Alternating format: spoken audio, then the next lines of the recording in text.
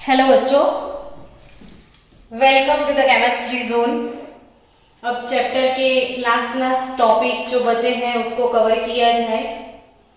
Previous lecture में आप पढ़ चुके हो ना प्राइमरी बैटरीज और सेकेंडरी बैटरीज के बारे में। अब पढ़ना है और एक टॉपिक जो कि है फ्यूअल सेल। Fuel cell. अब ये फ्यूअल सेल ये क्यों, इसका पर्पस क्या है? तो जनरली आपके घर में जो इलेक्ट्रिक करंट आता है वो कहां से आता है? तो आप बोलोगे पावर स्टेशन से मैडम। ठीक है, पावर स्टेशन से अगर आ रहा है ना करंट, तो वो पावर स्टेशन पे इलेक्ट्रिक करंट जनरेट कैसे होता है? तो वहां का जो प्रिंसिपल है वो इलेक्ट्रिकल इंडक्शन वाला प्रिंसिपल है। कौन सा प्रिंसिपल है? Electrical induction. यानी वो इलेक्ट्रिसिटी कैसे जनरेट की जाती है? तो सिंपल सी बात है, आपने 10th में भी पढ़ा होगा कि मोटर या जनरेटर कैसे बनता है। तो इसमें ऐसे दो मैग्नेट लगे होते हैं, यानी कि मैग्नेटिक फील्ड की जरूरत है। देन उस मैग्नेटिक फील्ड में एक कॉइल होता है। सिंपली वो मेटल के वायर का एक कॉइल होता है। अब ये वायर का कॉइल और ये मैग्नेटिक फील्ड एकदम सिंपल फंडा है कि आप मैग्नेटिक यानी कि मैग्नेट को मूव करो या फिर इस कॉइल को मूव करो, दोनों में से किसी एक को मूव करना है। दोनों में से किसी एक को मूव करना है। इसको घुमाओ या तो इसको घुमाओ, इलेक्ट्रिसिटी जनरेट हो जाएगी। लेकिन प्रॉब्लम क्या है कि इसको घुमाएंगे कैसे? तो इसको कैसे रोटेट करना है, वही तो प्रॉब्लम है।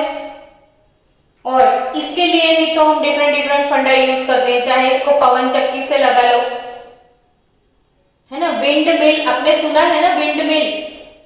तो ऐसे टावर के ऊपर जहां से विंड आ रहा हो उसी डायरेक्शन में मिल लगा लो, तो वो पवन की वजह से, विंड की वजह से ये घूमेगा, तो ये घूमेगा तो इलेक्ट्रिसिटी जनरेट हो जाएगी।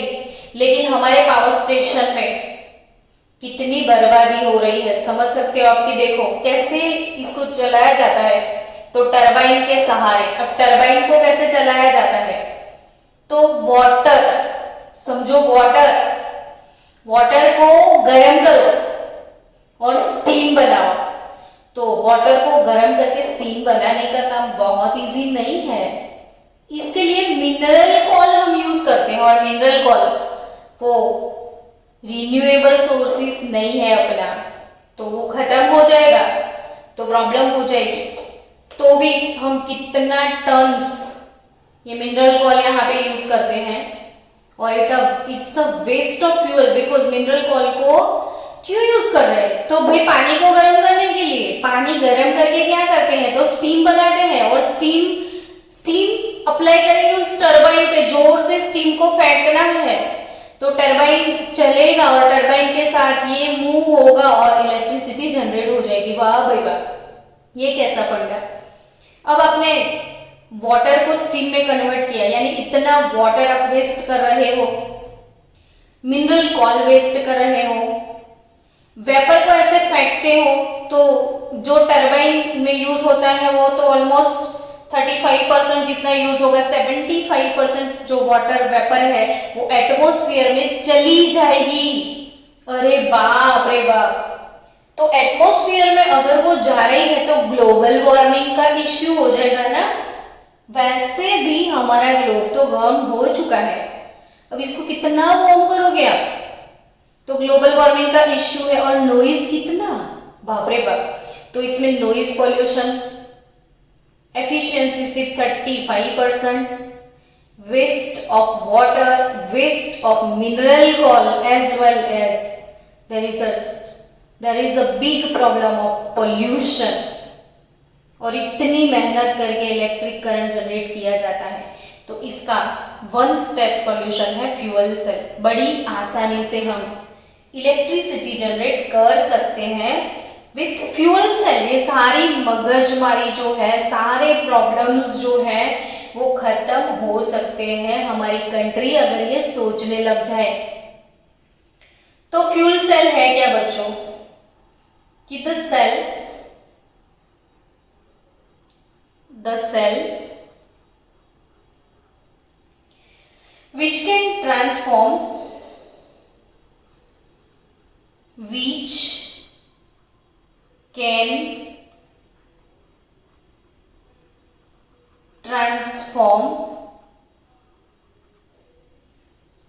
the energy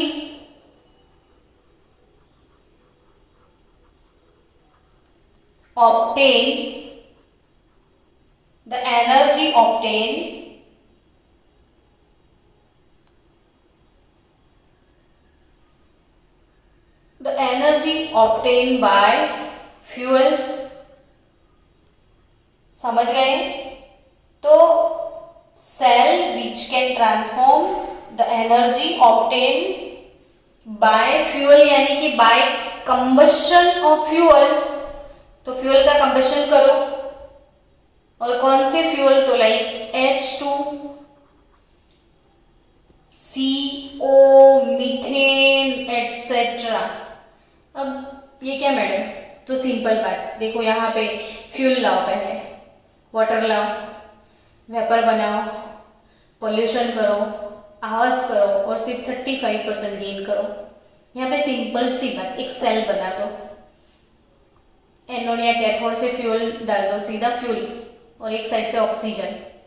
अब ये फ्यूल का कंबशन होगा तो वाटर तो सामने से प्रोड्यूस होगा। ओ बाप रे, वाटर सामने से मिलेगा, वेस्ट नहीं करना पड़ेगा, हम वाटर बनाएंगे और वो फ्यूल कंबशन करेंगे ना फ्यूल का, तो जो हीट एनर्जी होती है, हीट प्रोड्यूस होती है कंबशन से, यहाँ हीट प्रोड्यूस होती थी, उस हीट से वाटर को स्टीम में कन्वर्ट करते हैं।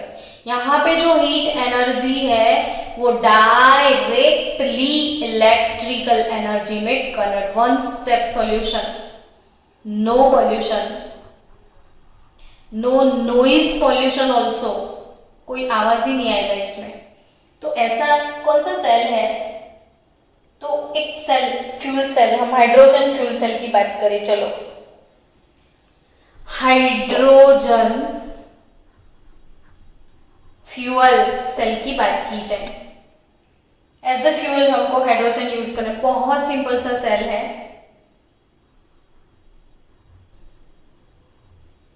ये एक सेल के अंदर एनोड डाल दो, कैथोड लगा लो। एनोड कैथोड लगाने के बाद यहां से दो गैस, जनरली जब जनरेट होता है ना हाइड्रोजन गैस तो कैथोड पे होता है, बट जब एंटर करना है ना तो एनोड से करेंगे। तो एनोड से जब वाटर ऑक्सीडाइज होता है ना, ऑक्सीडाइज होता है, तो वाटर का जब इलेक्ट्रोलिसिस होता है, वाटर ऑक्सीडाइज होता है तो ऑक्सीजन गैस रिलीज होता है, वाटर रिड्यूस होता है तो हाइड्रोजन गैस रिलीज होता है।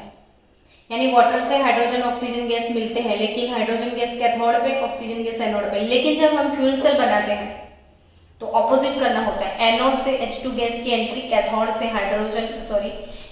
से ऑक्सीजन गैस की एंट्री अंदर होती है। एक साइड से हाइड्रोजन आ रहा है, दूसरी साइड से ऑक्सीजन, और कोई भी सब्सटेंस ऑक्सीजन के साथ रिएक्ट करेगा तो उसको क्या बोलना है? कंबशन।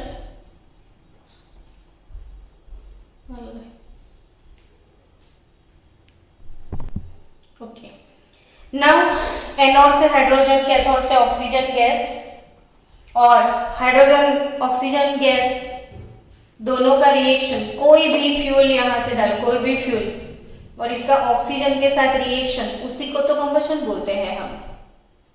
मीथेन है CH4 प्लस O2, तो ये कंबशन हुआ। पेंटेन ले लिया आपने, C5H12 प्लस ऑक्सीजन डालो, ये भी कंबशन हुआ। यानी आप मीथेन, इथेन, पेंटेन कोई भी गैस डाल दो, यहाँ से ऑक्सीजन डाल दो, ये फ्यूल है, यहाँ से ऑक्सीजन गया, दोनों का कंबशन हुआ। तो अभी हाइड्रोजन ऑक्सीजन का कंबशन होगा ना, तो ऑब्वियसली वाटर प्रोड्यूस होगा। तो ये सिंपल सा, कितना सिंपल सा फ्यूल सेल। यहाँ पे एक्वियस इलेक्ट्रोलाइट भरा होता है, NaOH डाल दो, तो एक्वियस NaOH डाल दिया, ये हो गया हाइड्रोजन फ्यूल सेल। और हाइड्रोजन फ्यूल सेल, तो ये जो सेल है फ्यूल सेल, वो किसने प्रेजेंट किया था? तो it was presented by scientist Bacon. ये बेकन सेल, ड्राई सेल जो था ना बच्चों, वो लेग्रांजे सेल था। सबसे पहले चैप्टर के स्टार्टिंग में पढ़े थे ना आपको, galvanic cell, voltaic cell, Daniel cell बोलते थे। ड्राई सेल को लेग्रांजे सेल बोलते थे, फ्यूल सेल को बेकन सेल बोलो, बेकन ने रिप्रेजेंटेड किया था। ये हाइड्रोजन फ्यूल सेल है। अब सोचो, इसकी एफिशिएंसी मोर देन 85% है। No noise pollution, no water waste, but it's a water production itself. कोई आवाज नहीं, कोई वेस्ट ऑफ वाटर नहीं, नो फ्यूल वेस्ट, कोई चारकोल वगैरह मतलब वेस्ट नहीं करना है। हाँ, यहां से फ्यूल यूज करोगे, लेकिन जो हीट एनर्जी प्रोड्यूस होगी वो सीधे इलेक्ट्रिकल एनर्जी में कन्वर्ट होगी। H2 गैस और half O2 gas, H2 gas और half O2 gas gives H2O liquid. But यहाँ पे तो एनर्जी रिलीज होने वाला है जब कंबशन होगा, तो 571 डिवाइडेड बाई 2 कर देना, इतने किलो जूल पर मोल, एक मोल वाटर पर मोल वाटर जनरेट होगा, तो इतना हीट एनर्जी रिलीज होगा, और that heat energy is converted into directly electrical energy. कितना ये पावर स्टेशन से कितना इजी गोइंग फॉर्म है। सोचो ना, आपके ऑटोमोबाइल में ये बैटरी लगा दो, तो आपको पेट्रोल डालने की कोई झंझट ही नहीं, सीधा ये फ्यूल सेल आप यूज करोगे ना, तो आपके ऑटोमोबाइल में जो पीछे साइलेंसर है वहां से वो पॉल्यूटेड गैसेस बाहर नहीं आएंगे। कितना अच्छा है, वाटर वेपर बाहर आएंगे, तो नो पॉल्यूशन। कितना पॉल्यूशन कंट्रोल भी हो सकता है। ये ऑड इवन फॉर्मूला ऑटोमोबाइल के लिए यूज नहीं करना पड़ेगा, लेकिन न जाने कब ये फ्यूल सेल, फॉरेन में तो हर जगह फ्यूल सेल है। आपको पता है, अपोलो यान लेके जब अमेरिकन साइंटिस्ट स्पेस में गए थे ना, तो अपोलो यान में अभी भी स्पेस में जाते हैं जब स्पेस क्राफ्ट, तो उसमें जितने भी इलेक्ट्रिक करंट पर्पस से सेल लगे होते हैं वो सारे फ्यूल सेल लगाते हैं वो लोग, क्योंकि स्पेस में पानी नहीं होता है, और इन फ्यूल सेल से इनको इलेक्ट्रिसिटी तो मिल जाता है, कोई आवाज नहीं आती है, नॉइज नहीं होता है, और वाटर जनरेट होता है, और उसी वाटर की जो वेपर मिलती है ना, उसको वो कूल डाउन करके पीने के लिए और अदर पर्पस के लिए वो पानी यूज हम कर सकते हैं। वैसे भी अपकमिंग डेज में पानी खत्म हो जाएगा ना, तो अगर ऐसे फ्यूल सेल हम यूज करेंगे तो हमारा तो बहुत सारा पर्पस सॉल्व हो सकता है। तो काश ये सारे फ्यूल सेल अब इनपुट हो जाए, तो हमारे एनर्जी क्राइसिस के रिलेटेड जितने भी प्रॉब्लम है वो शॉर्ट आउट हो सकते हैं।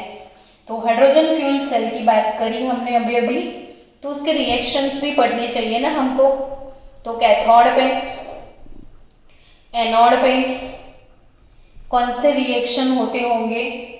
तो कैथोड पे कौन सा गैस आपने इनपुट किया था? कैथोड से ऑक्सीजन गैस हमने लिया था, और एनोड से हमने हाइड्रोजन गैस लिया था। तो इतना तो हम लिख सकते हैं, है ना। और कैथोड पे हमेशा रिडक्शन होगा, तो ऑक्सीजन गैस इलेक्ट्रॉन गेन करेगा, वाटर मॉलिक्यूल 2 मोल H2O लेना है, तो आपको यहाँ पे मिलेगा 4 moles of OH minus aqueous. मैंने रिवर्सिबल एरो नहीं लगाना है। 4 मोल्स ऑफ एक्वियस OH। अब वही हाइड्रोजन के साथ 4 मोल्स ऑफ OH माइनस, तो यहाँ पे तो इलेक्ट्रॉन लूज करना है, तो 4 moles of H2O plus 4 moles of electron here. अब ये गॉन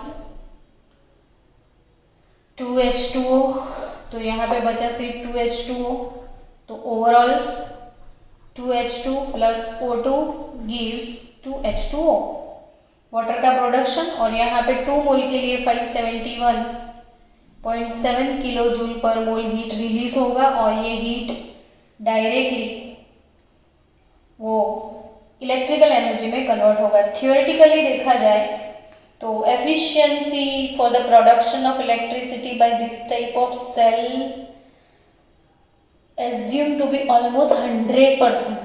efficiency almost 100% assume कर सकते हो आप, बट रियल में देखा गया कि 70 to 75 जितनी है। एंड सब सेल का पोटेंशियल बताया था, तो इसका भी बता दो। तो सेल पोटेंशियल है 1.23 वोल्ट।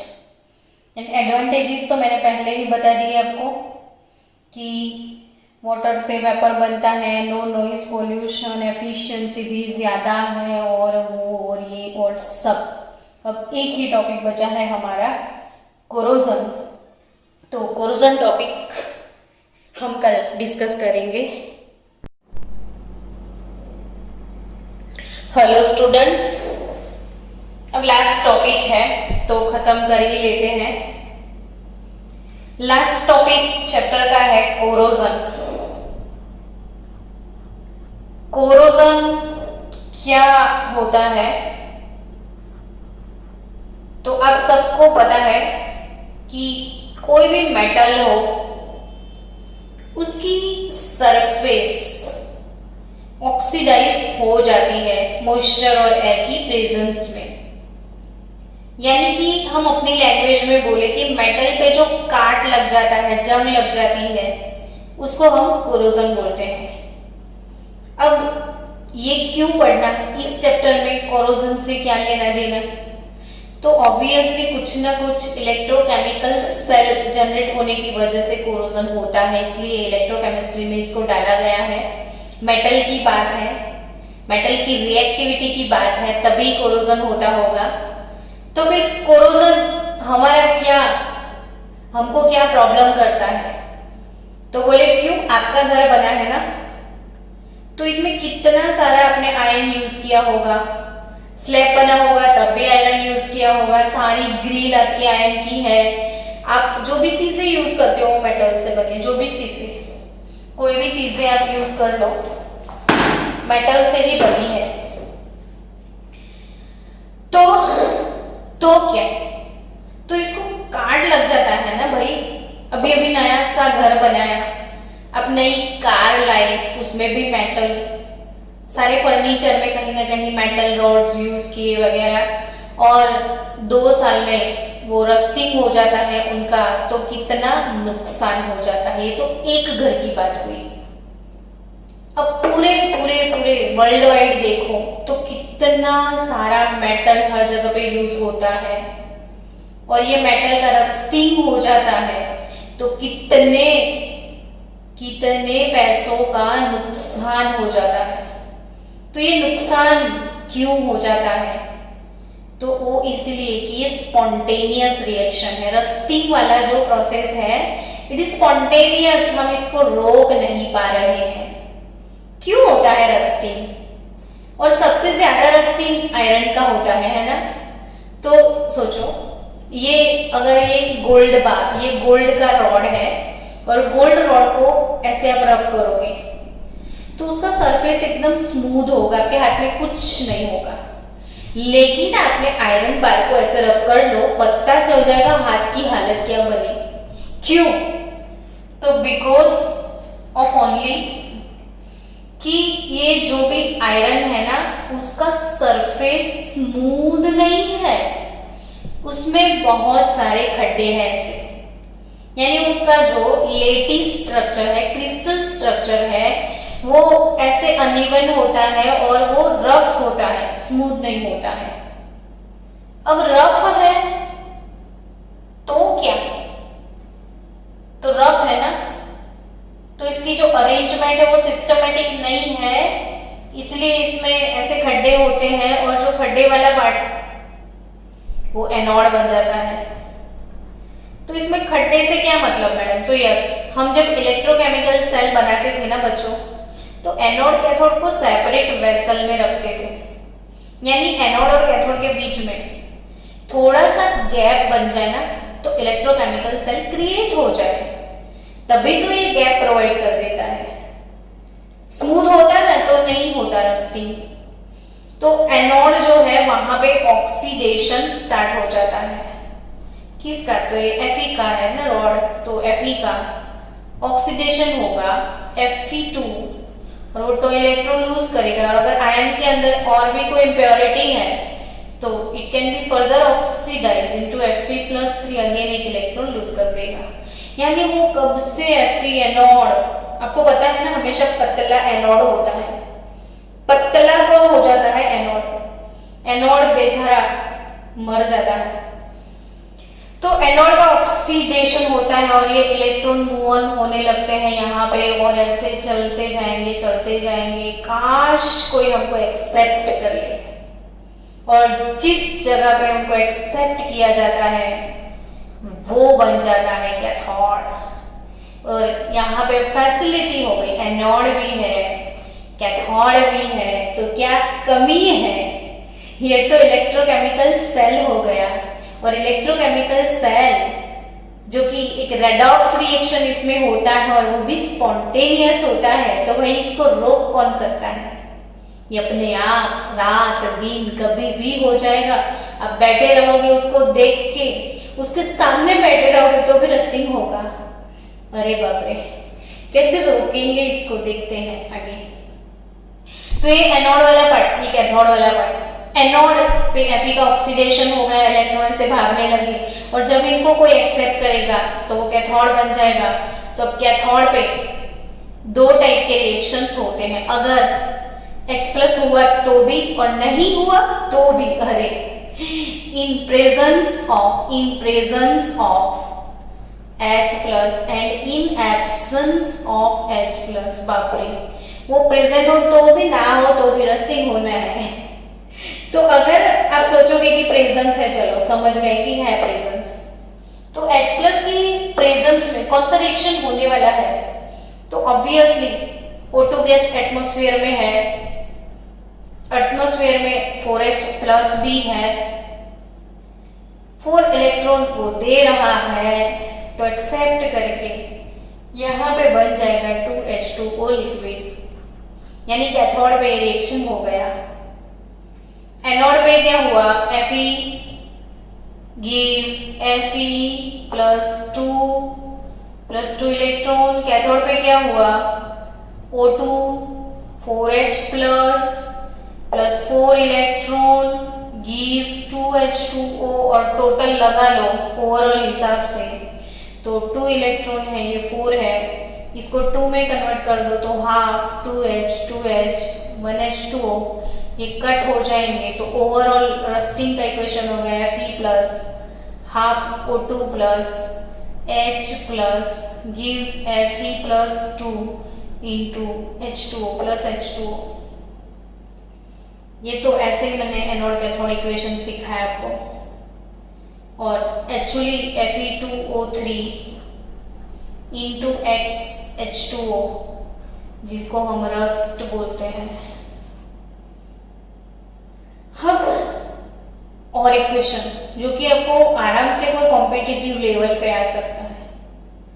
ये तो बोल दिया मैडम कि इन प्रेजेंस ऑफ H+, कहां से है, एटमॉस्फेयर में थोड़ी कभी H+ होता है, एटमॉस्फेयर में तो ऑक्सीजन गैस होता है, नाइट्रोजन गैस होता है, हाइड्रोजन गैस होता है, H+ कहां से है, तो ये चीज आप हमेशा याद रखना। हमारे स्टूडेंट को एक पता है सबको कि एटमॉस्फेयर में मॉइस्चर तो होता है, एटमॉस्फेयर में मॉइस्चर होता है, एटमॉस्फेयर में कार्बन डाइऑक्साइड गैस होता है, CO2 गैस मॉइस्चर में डिसॉल्व होता है, H2CO3 कार्बोनिक एसिड प्रोड्यूस होता है, वही कार्बोनिक एसिड के डिसोसिएशन से H+ मिलता है। ओ बाप रे।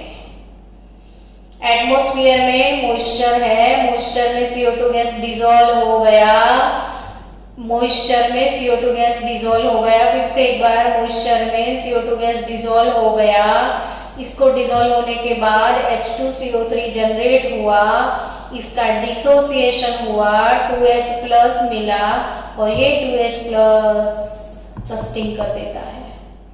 अब इन एब्सेंस नहीं है अगर एटमॉस्फेयर में ये, तो भी रस्टिंग होगा। कैसे? तो O2 तो है ना एटमॉस्फेयर में, अगर पानी यानी मॉइस्चर डायरेक्ट रिएक्ट करेगा, 4 मोल्स ऑफ इलेक्ट्रॉन गेन करेगा, it will gives us 4OH-। ये दोनों रिएक्शन आप याद रखना नीट के लिए। जो जो चीजें मैं सिखा रही हूँ सुनते जाओ, समझते जाओ, वीडियो देख लो खाली, सब याद हो जाएगा। नोट्स बना लो, वीडियो देख लो, आपके MCQ तो हो जाएंगे। लेकिन 1-2 बार नहीं, 3-4 बार वीडियो देखो ताकि आप समझ जाओ चीजों को। तो ये जो एनोड है, एनोड पे Fe का ऑक्सीडेशन हुआ, उससे इलेक्ट्रॉन जनरेट हुआ। इलेक्ट्रॉन ऐसे जगह पे जा रहा है जहां उनको कोई एक्सेप्ट कर ले, वो कैथोड बन जाएगा। एनोड कैथोड प्रोड्यूस होने की वजह से जितने खड्डे हैं उतना इलेक्ट्रोकेमिकल सेल बनेगा। अरे आप एक एक्सपेरिमेंट करना, टेरेस पे जाके ऐसा एक पतला सा ये शीट रख के आ जाना आयरन का। अब ये जो शीट रख के आए, थोड़े दिन बाद देखोगे ना तो इसमें कोरोजन हो गया होगा, लेकिन आपको बहुत सारे इसमें ऐसे हॉल मिलेंगे। क्यों मिले पता है? तो ये जितने हॉल थे ना बच्चों, वो सारे एनोड थे, और एनोड का तो Fe पूरा ऑक्सीडाइज हो जाता है तो उस जगह पे आयरन बचता ही नहीं, तो हॉल हो जाएंगे। तो जहां हॉल दिखे वो सारे एनोड, जहां डिपोजिशन दिखे वो सारे कैथोड। और कैथोड पे H+ की प्रेजेंस में भी एक्सेप्टेंस होता है, H+ एब्सेंट हो तो भी रिएक्शन होता है। तो अल्टीमेटली जो रस्ट क्रिएट होता है उसका फॉर्मूला Fe2O3 अब रस्टिंग को हटाया कैसे जाए, इसको प्रिवेंट कैसे करें? तो ऑब्वियसली खड्डे की वजह से है ना, तो खड्डे को हटा दो, यानी आप कलर लगा दो। इसके ऊपर आप केमिकल्स भी लगा सकते हो, केमिकल इनहिबिटर्स जिसको बोलते हैं। तो केमिकल इनहिबिटर्स भी रस्टिंग को प्रिवेंट करते हैं। अगर आपने कलर लगा दिया तो ये सारे खड्डों में कलर चला जाएगा, तो वो स्मूथ हो जाएगा, तो रस्टिंग नहीं होगा। लेकिन ये सेफ नहीं है। क्यों? तो कलर आप लगा रहे हो ना, हमेशा कहीं थोड़ा सा भी जगह छूट गया कलर के बिना, या थोड़ा कलर निकल गया, तो बस उसी जगह से अंदर धीरे धीरे धीरे रस्टिंग चालू हो जाएगा। यानी ये सेफेस्ट वे तो नहीं है, कलर लगाने के बाद भी आपको टेंशन है, अंदर रस्टिंग हो सकता है। तो फिर क्या किया जाए? अभी स्टीमर बनाया, कितने महंगे स्टीमर होते हैं, कितने रुपयों का स्टीमर बना दिया। अब ऐसे स्टीमर को पानी में भेज दिया, स्टीमर का पूरा बॉटम जो कि है मेटल का, और जब वापस आए तो पता चला कि ये बॉटम आधा से ज्यादा तो पानी में कोरोजन हो गया, तो कितना नुकसान हो जाए? कमाओ नहीं उतना तो नुकसान हो जाए। तो इसलिए अब जब भी स्टीमर देखोगे ना बच्चों, स्टीमर में पीछे ऐसे चेन लगे होते हैं, और चेन के नीचे जब स्टीमर पानी में जाता है तो स्टीमर के पीछे जो ऐसे चेन लगे हुए होते हैं उसके नीचे मैग्नीशियम और जिंक के ऐसे बड़े बड़े ब्लॉक रख दिए जाते हैं। क्यों मैग्नीशियम जिंक के ब्लॉक? तो according to reactivity series, magnesium और zinc are more reactive, magnesium and zinc are more reactive than iron. Wow, क्या केमिस्ट्री फंडा यूज किया है इन लोगों ने कि मैग्नीशियम जिंक ज्यादा रिएक्टिव है तो इनको नीचे ब्लॉक लगा दिया। अब ऑब्वियसली जब भी इलेक्ट्रोकेमिकल सेल बनेगा जो ज्यादा रिएक्टिव होगा वही एनोड बनेगा। तो in case of this block magnesium and zinc will be anode, Fe will be cathode, और कैथोड का रस्टिंग नहीं होता है तो रस्टिंग होने से हमको Fe ने बचा लिया। बोलो है ना, अजीब, अमेजिंग, वंडरफुल केमिस्ट्री। रस्टिंग से कैसे बचाया जाए? अगर आपको स्टीमर की प्लेट ऐसे ही अभी रखनी है तो एक प्लेट रखी, नीचे जिंक का ब्लॉक लगा लो, दूसरी प्लेट रखी, जिंक का ब्लॉक लगा लो, तीसरी प्लेट, तो ये प्लेट का कभी रस्टिंग नहीं होगा क्योंकि अभी इनके बाजू में जिंक है।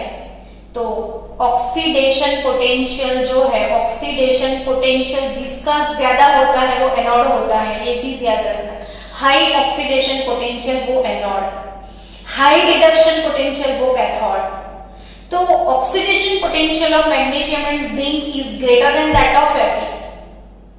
Oxidation potential of magnesium and zinc is greater than that of Fe. So magnesium and zinc will be anode and Fe will be cathode. और हमेशा कौन पतला होगा, कौन किसका रस्टिंग होगा, तो एनोड का ही होता है। तो जिंक और मैग्नीशियम जो है वो मर जाएंगे जब स्टीमर वापस आएंगे ना, तो ये नहीं होंगे, इनका रस्टिंग ये पूरा पूरा खत्म हो गया, यानी ये मर गए।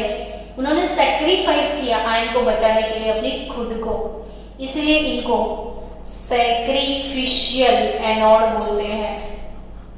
इनको क्या बोलते हैं? Sacrificial anode. तो ये सैक्रिफिशियल एनोड है जो कि सैक्रिफाइस कर रहे हैं मैग्नीशियम और जिंक आयन को बचाने के लिए। तो ये हो गए सैक्रिफिशियल एनोड्स। या हम उसकी सरफेस पे पेंट लगा दे, वैक्स लगा दे या केमिकल इनहिबिटर्स लगा दे तो भी हम कोरोजन से बच सकते हैं। यानी बच्चों, ये finally corrosion topic over, chapter 3 over now. I am very happy today. Tomorrow we are going to start chapter number 4 chemical kinetics. Be ready at 9.